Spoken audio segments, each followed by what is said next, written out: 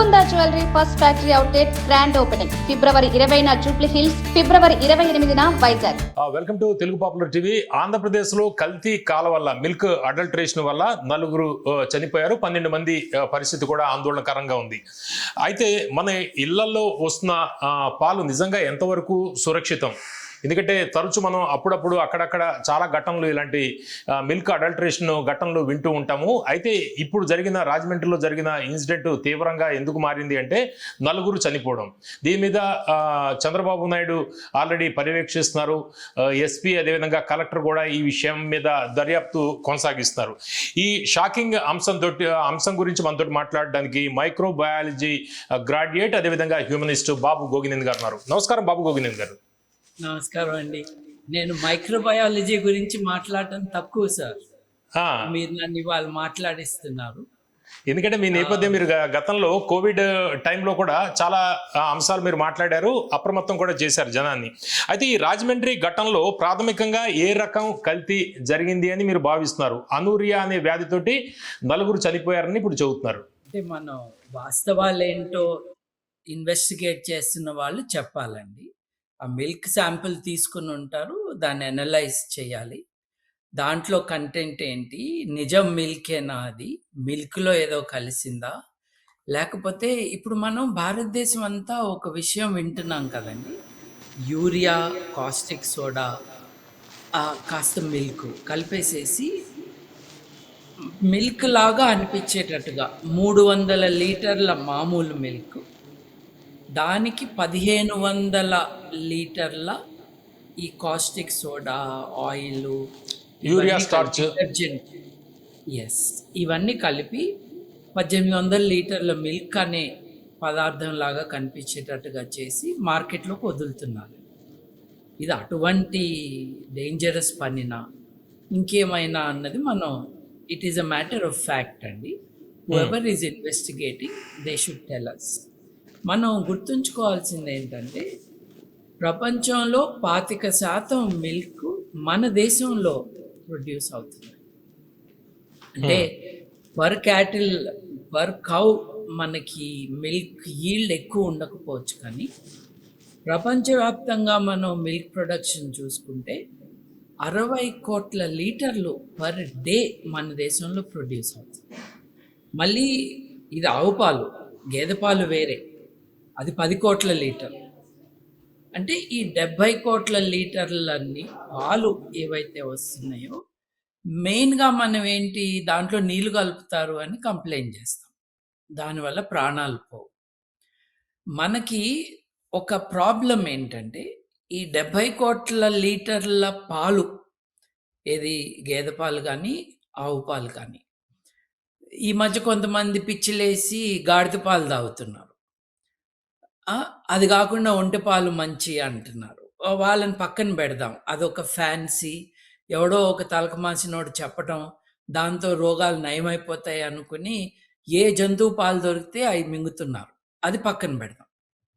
Just గేదె పాలు, ఆవు పాలు 70 కోట్ల లీటర్లు పర్ డే అన్నాను కదా సార్.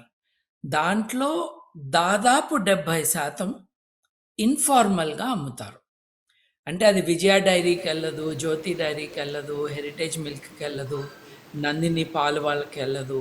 అది కేవలం మీ నైబర్హుడ్లో ఉన్న వాళ్ళు కానీ, మీకు తెలిసిన వాళ్ళు కానీ, ఒక బస్తీకి వచ్చి అమ్ముకునే వాళ్ళు కానీ, వాళ్ళ ద్వారా వెళ్తుంది. 70% 70 కోట్ల లీటర్ల మీద అంటే చాలా ఎక్కువ కదండి. 50 కోట్ల లీటర్లు రమారమి మార్కెట్లోకి ఫుడ్ ఇన్స్పెక్షన్ అవకాశం లేకుండా వెళ్తుంది.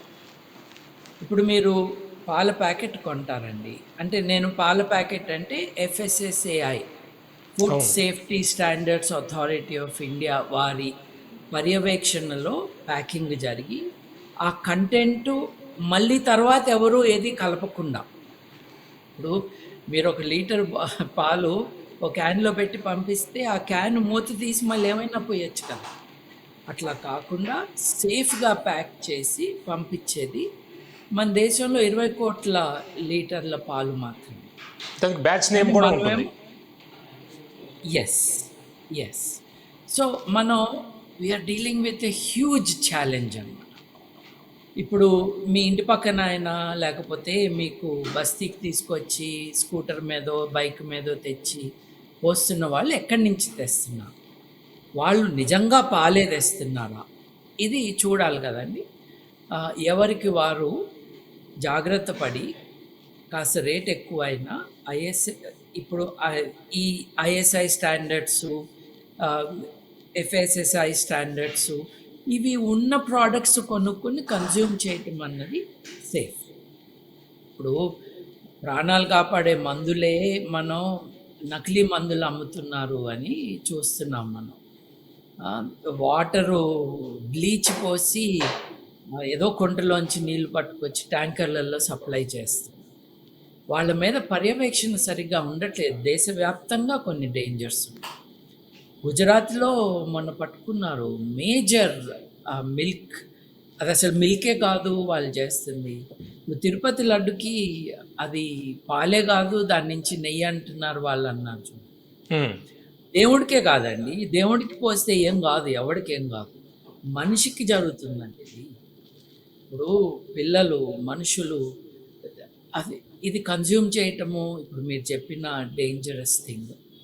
అంటే బాబు గోగినేని గారు, ఇది జనరల్గా ఇటువంటి కల్తీ ఇన్సిడెంట్స్, కల్తీ పాలు ఇన్సిడెంట్స్లో వీటిని కెమికల్ అడల్ట్రేషన్ కేసా లేకపోతే బ్యాక్టీరియల్ కంటామినేషన్ అనుకోవాలా?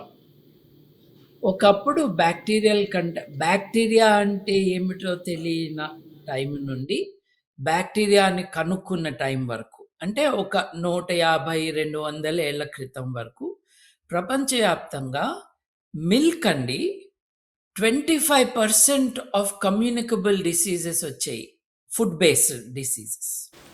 అంటే ట్యూబర్క్యులోసిస్, బోవైన్ ట్యూబర్క్యులోసిస్ అని, లేకపోతే బ్రుసెల్లోసిస్ అని, లేకపోతే మనం ఎప్పుడు వింటూ ఉంటాం కదండి ఈకోలై, సాల్మొనెల్లా, లిస్టీరియా. ఈ బ్యాక్టీరియా అంతా కూడా పాలల్లో ఉంటుంది. ఇప్పుడు ఎంత భయం వేసే విషయం అంటే 1890స్లో న్యూయార్క్ నగరంలో 1890స్లో ప్రతి 4 పిల్లల్లో ఒక పిల్లవాడు లేకపోతే పాప మిల్క్ బోర్న్ డిసీజ్ కారణంగా చచ్చిపోయేవాడు.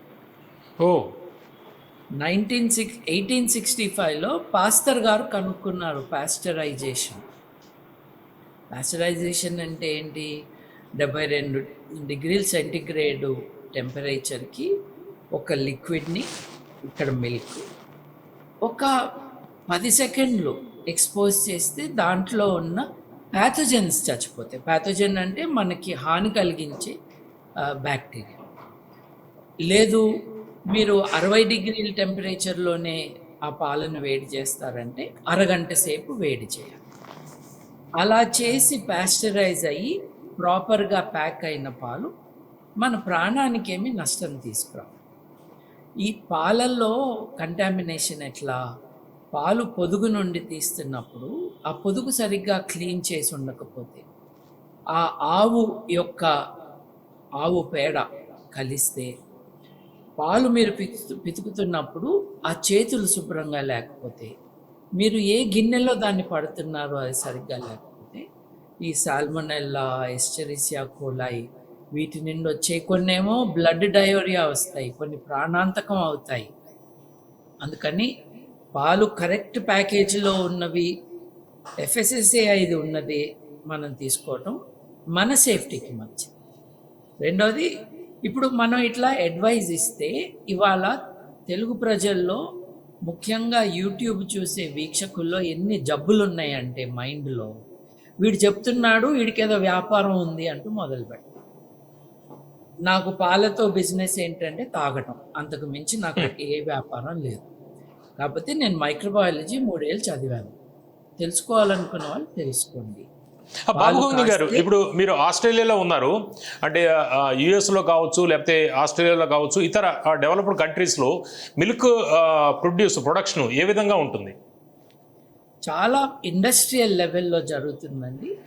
చాలా కేర్ఫుల్గా చేస్తారు. ఇప్పుడు నేను మైక్రోబయాలజీ చదివానని చెప్పారు కదా మీరు, నాలాంటి వాళ్ళు, నాకంటే చాలా ఎక్కువ చదువుకున్న వాళ్ళు ఆ ప్రొడక్షన్ యూనిట్లో ఉంటారు. వాళ్ళ పని ఏంటంటే బ్యాక్టీరియా లెవెల్స్ ఎక్కడ ఉన్నాయి, ఎంత ఉన్నాయి, ప్రతి బ్యాక్టీరియా భయపడనక్కర్లేదు. హ్మ్. ప్యాథోజెన్స్ ఎట్లా ఉన్నాయి, దాంట్లో ఈకోలై ఉందా, కొన్ని లిస్టీరియా బ్యాక్టీరియాలు ఉందా. ఆరోగ్యానికి కావాలి కదా, అవసరం కూడా. ఎగ్జాక్ట్లీ. సో ఈ డేంజర్ ఉన్నవి ఏవైతే ఉన్నాయో సాల్మొనెల్లా ఇటువంటివి, సాల్మొనెల్లా అంటే గుర్తుకొచ్చిందండి, మన వాళ్ళు చాలామంది మతి లేకుండా గుడ్డు పగలగొట్టి నేను రా ఎగ్ తాగుతాను, అది ఎంత గొప్పనో తెలుసా, అది ఎంత ఆరోగ్యకరమో తెలుసా అంటారు. ఇది గుడ్డు ఎక్కడి నుంచి తీస్తారు, అక్కడ ఫీకల్ మ్యాటర్ ఉంటుంది, దాంట్లో సాల్మొనెల్లా ఉంటుంది. ప్రపంచవ్యాప్తంగా ఫుడ్ కారణంగా అనారోగ్యం వచ్చే దాంట్లో హై పర్సంటేజ్ ఎగ్తో వచ్చే సాల్మొనెల్లా.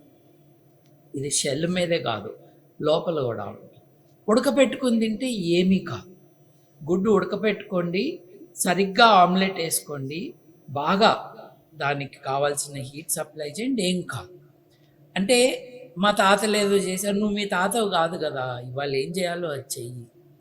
ఏం చేయాలి అని అంటే పాలు ఉడకపెట్టుకోవాలి. అమెరికా ఉందండి, అమెరికాలో పాస్చరైజ్ చేయని రా మిల్క్ అమ్మటం ఫెడరల్ నేరం. అంటే పాలు వేడి చేయకుండా, కాయకుండా అమ్మటము ఫెడరల్ క్రైమ్. కానీ కొన్ని రాష్ట్రాలలో మీరు అది అమ్ముకోవచ్చు, దాని మీద రాయాలి. దీంతో హెల్త్ ప్రాబ్లమ్స్ ఉంటాయన్న సూచన, హెచ్చరిక ఉండాలి. అంటే సిగరెట్లు అమ్మినట్టుగా. అంతేకాకుండా ఏ రాష్ట్రాల్లో అయితే అది నాట్ అలౌడ్, కొంతమంది ఏం చేస్తారంటే ఆవుల్లో ఓనర్షిప్ తీసుకుంటారు. నా ఆవు నుంచే నేను తీసుకుంటున్నాను, ఎవరి పర్మిషన్ నాకు అక్కర్లేదు. అట్లాంటి వాళ్ళు చాలామంది వ్యాధుల బారి పడుతూ ఉంటారు. యుఎస్ లో నాన్ వెజ్ మిల్క్ కూడా ఉంటుందంట కదా, నాన్ వెజ్ మిల్క్ వాడుతుంటారంట కదా. నాన్ వెజ్ మిల్క్ అంటే మిల్క్ మిల్క్ వెజిటేరియన్ కాదు. నాన్ వెజ్ ఫీడ్ పెడతారంట కదా. కొన్ని దేశాల్లో, హ్మ్. యాక్చువల్లీ కొన్ని దేశాలు కాదండి, ఈ మోడర్న్ డైరీ సిస్టమ్స్ ఏవైతే వచ్చినాయో వాళ్ళల్లో మీరు గవర్నమెంట్ కట్టడి చేయకపోతే ఈ కౌ ఫీడ్లో యానిమల్ మీట్ ఉంటుంది. హ్మ్. ఇది ఆవులు లేకపోతే గేదెలు సహజంగా మాంసాహారం తినవు. కానీ ఈ ఆవులు, ఈ గేదెలు ఇవి బరువు పెరగటానికి, ఎక్కువ మిల్క్ ఇవ్వటానికి ఇచ్చే ఫీడ్లో దీన్ని కలుపుతారు. దానివల్ల చాలా నష్టాలు కూడా ఉంటాయి. ఇప్పుడు ఒక 20 ఏళ్ళు రఫ్లీ యూకేలో మ్యాడ్ కౌ డిసీజ్ అని వచ్చింది. ఇట్లా ఫీడ్ చేసిన కారణంగా ప్రియాన్స్ అంటారు, ఆ ప్రోటీన్ యొక్క మాడిఫైడ్ ఫామ్, ప్రియాన్స్ కారణంగా మ్యాడ్ కౌ డిసీజ్ రావటం. It's a long complex story, but result is mad cow disease. కొన్ని 10 లక్షల ఆవులని చంపేశారు ఇంకొక మార్గం లేక. But that may not be the problem in India. అమెరికాలో raw milk highly regulated, very often prohibited. ఇండియాలో రా మిల్క్ అమ్మచ్చు కదా. ఇప్పుడు నేను చెప్పిన 70 కోట్ల లీటర్లో 50 కోట్ల లీటర్ల మీద ఎటువంటి కట్టడి లేదు, ఎటువంటి సూచనలు లేవు. వాళ్ళు దాన్ని ఎట్లా కలెక్ట్ చేయాలి, దాన్ని ఎట్లా ప్యాక్ చేయాలి, ఆ మిల్క్ క్యాన్లో ఎట్లా పోయాలి, అవన్నీ కూడా ట్రైనింగ్ తీసుకోవాలి. అటువంటిది ఉండదు. మీకు ఒక ఎగ్జాంపుల్ చెప్తానండి. నా భార్య ఇక్కడ ఒక ఇంటర్నేషనల్ చారిటీ ఉంది, ఆడవారికి ప్రపంచవ్యాప్తంగా హెల్ప్ చేయాలి అంటే వీళ్ళందరూ తమ దగ్గర డబ్బులు కాంట్రిబ్యూట్ చేయటము, కొన్ని యాక్టివిటీస్ చేసి దాని నుంచి వచ్చిన ఆదాయం ఆఫ్ఘనిస్తాన్లో ఆడపిల్లలకనో, ఇండియాలో ఎవరికైనానో వాళ్ళకి పంపిస్తారు. ఈ ప్రాసెస్లో ఒక యాక్టివిటీ ఏంటంటే తినుబండారాలు అమ్మాలి. వీటిల్ని కొన్ని పెద్ద షాప్స్ దగ్గర వీళ్ళు ఆల్రెడీ తయారు చేసిన తినుబండారాలు అక్కడ ఓపెన్గా తయారు చేస్తున్నాయి. వచ్చిన వాళ్ళకి రూపాయికి రూపాయి కలిపి అమ్ముతారండి. ఇది చారిటీకి వెళ్తుంది. ఎవరంటే వాళ్ళు అక్కడ ఉండటానికి లేదు. ఫుడ్ సేఫ్టీ మీద 5 రోజులు ట్రైనింగ్ పొంది సర్టిఫికేట్ ఉన్న వాళ్ళు మాత్రమే ఈ చారిటబుల్ యాక్టివిటీలో ఆ ఫుడ్ అమ్మగలరు. ఎందుకంటే food is a bearer of disease if you are not careful. అదంతా ఓ ప్రాబ్లం అయితే, మీరు రాజమండ్రి స్టోరీ ఏదైతే చెప్తున్నారో అది ఇన్ఫెక్షన్ అయి ఉండకపోవచ్చు. అంటే ఎవ్రీథింగ్ ఈజ్ ఫ్యాక్ట్ డ్రివెన్. ప్రభుత్వం ఏం కనుక్కుంటుందో, ఇప్పుడు ఈ కాస్టిక్ సోడాను, యూరియా, డిటర్జెంటు ఇవన్నీ కలిపి పాలు తయారు చేసిన దాని కారణంగా కిడ్నీస్ ఎఫెక్ట్ అయి ఉంటాయి. వాళ్ళు ఇంకేం కెమికల్స్ కలిపారు, ఆ అంటే బాబు కలిపిన గోవిందన్ గారు, కారణం ఇప్పుడు ఇక్కడ రోగులకి మూత్రం నిలిచిపోవడము, వాంతులు, కడుపు ఉబ్బరం ఇలాంటివి ఎక్కువగా జరిగాయి. కిడ్నీస్ ఫంక్షన్ ఆగిపోవడం వల్ల, కిడ్నీ ఈ ఇష్యూ వల్ల నలుగురు చనిపోయారు. జనరల్గా ఈ డిటర్జెంట్, యూరియా, స్టార్చ్ ఇవి శరీరం మీద ఎటువంటి ప్రభావం చూపుతాయి అనేది ఒక ప్రశ్న. రెండోది, వృద్ధులు, చిన్నపిల్లల మీద ఎక్కువగా ఇంపాక్ట్ చూపిస్తూ ఉంటుంది కదా. రెండోది అయితే డెఫినెట్లీ ఐ కెన్ కన్ఫర్మ్ అండి.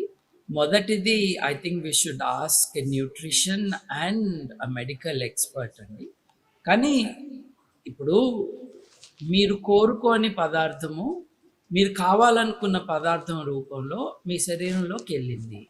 హ్మ్. అది డేంజర్ అయినా కాకపోయినా అది ఇల్లీగల్ మొదటిది.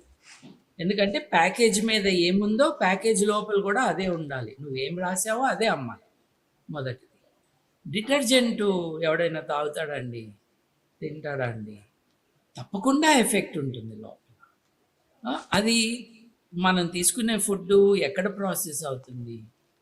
స్టమక్, కిడ్నీస్, లివరు, ఇవే కదా మెయిన్ థింగ్స్. ఆల్కహాల్ ఎక్కువ తాగొద్దని ఎందుకంటారు? అది లివర్ మీద ప్రభావం చూపిస్తుంది. మీరు ఏం తిన్నా కూడా ప్రాసెస్ చేసేది ఆ లివర్ దగ్గర, ఆ కిడ్నీ దగ్గరే కదా.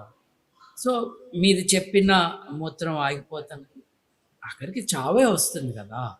ఇప్పుడు ఈ symptoms are of something more deadly అని మనకు అర్థమవుతుంది కదా సార్. ఇది ఈ రీనల్ ఫెయిలియర్స్ ఏవైతే ఉన్నాయో, డెఫినెట్లీ యూరియా అవి వెళ్తే అంతే కదా. ఇప్పుడు యూరియా మనం మొక్కలకి ఫర్టిలైజర్గా వేసుకుంటాం. ఆ యూరియాని మనం కన్జ్యూమ్ చేస్తే రీనల్ ఫెయిలియర్స్ వస్తాయి. Doctor should confirm it. But నాకు తెలిసిన జనరల్ నాలెడ్జ్ ప్రకారం it goes to the kidneys. అంటే బాబు గోవిందన్ గారు, ఇప్పుడు వెలుగు చూసింది ఈ ఇన్సిడెంట్. అయితే ఇప్పుడు నలుగురు చనిపోయారు, 12 మంది దాకా కొద్దిగా వాళ్ళ ఆరోగ్యం కూడా కొద్దిగా సరిగ్గా లేదు అనేది మనకు వార్తలు వస్తున్నాయి. అంటే ఇది ఇంతకు ముందు కేవలం ఈ ఒక్క ఘటనే కాకుండా రాష్ట్ర వ్యాప్తంగా 2 తెలుగు రాష్ట్రాల్లో కావచ్చు, లేకపోతే ఇతర ప్రాంతాల్లో, ఇతర రాష్ట్రాల్లో కావచ్చు, ఇది నమోదు కానివి చాలా ఉండే అవకాశం కనిపిస్తోందా? అదే కదండి భయం వేస్తుంది. మన చర్చకు కూడా కారణం అదే.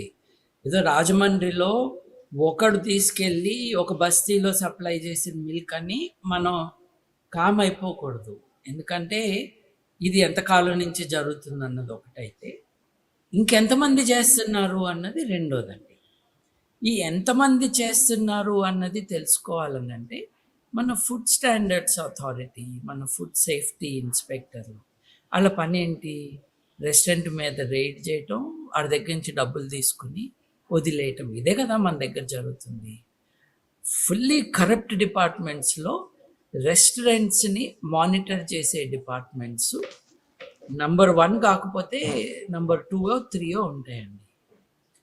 వీళ్ళని కట్టడి చేయాలి కదా. వీళ్ళు ఏంటి, ఎంతమందిని పట్టుకుంటున్నారు, పట్టుకుని ఏం మార్పులు తెచ్చారు అని వీళ్ళపైన సూపర్వైజరీ అథారిటీస్ ఉండాలి.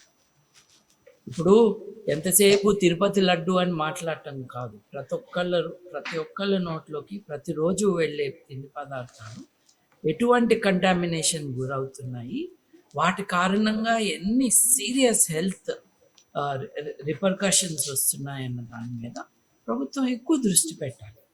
మన ప్రభుత్వాలేమో గుళ్ళ వైపే చూస్తున్నారు. అసలు more serious things are there. And ఈ నలుగురు చావును ఐ థింక్ ఇంకో 10-12 మందో హాస్పిటల్లో ఉన్నారన్నారు. Maybe more people will report more problems, who knows. మన ప్యాకెట్ పాలు సేఫ్ అనేది చాలా మంది అభిప్రాయం. మీ దృష్టిలో ప్యాకెట్ పాలు ఎంతవరకు సేఫ్? అంటే ఆ FSSAI సర్టిఫికేషన్ ఉంటే మన దేశం, మన ప్రభుత్వం మనకు ఒక స్టాండర్డ్ ప్రకారము ఫుడ్ ప్రోడక్ట్స్ వచ్చినప్పుడే మేము మా స్టాంప్ వేస్తాము అని చెప్తారండి. ప్రభుత్వాన్ని కాకుండా ఎవరిని నమ్మాలండి మనం?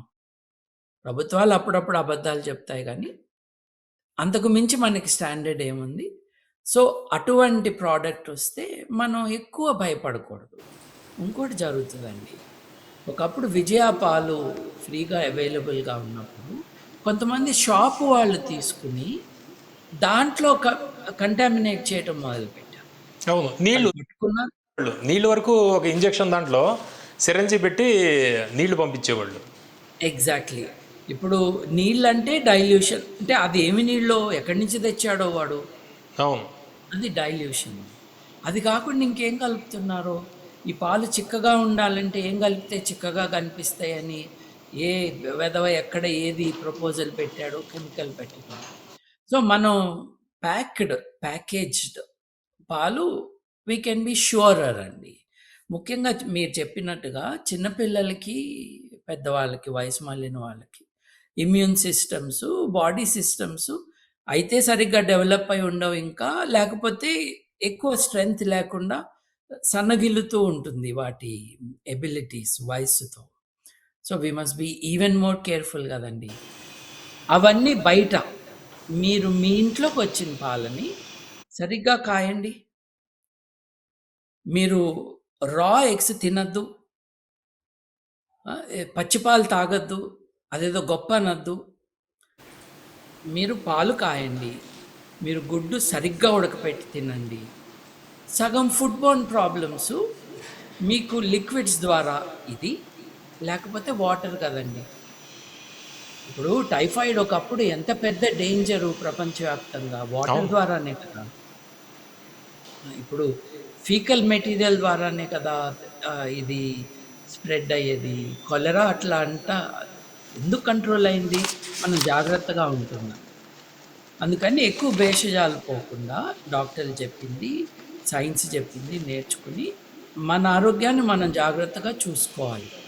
ఎందుకంటే బయట ఏం జరుగుతుందో మనకు కంట్రోల్ లేదు, ప్రభుత్వాలు సరిగ్గా కంట్రోల్ చేయట్లేదు. So let us be careful అండి.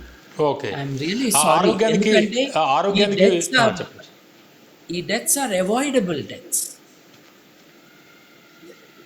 ప్రభుత్వం సరిగ్గా ఈ ఫుడ్ ఇన్స్పెక్టర్స్ని డిప్లాయ్ చేసి చూస్తూ ఉంటే జరగవు కదండి. అవును, ఓకే సార్. ఆరోగ్యానికి ఉపయోగపడాల్సిన పాలు ఇప్పుడు విషం రూపంలో ఇళ్లలోకి వస్తుంది. జాగ్రత్తగా పడకపోతే చాలా తీవ్ర పరిణామాలు మనకి రాజమండ్రిలో చూస్తూ ఉండండి తెలుగు పాపులర్ టీవీ.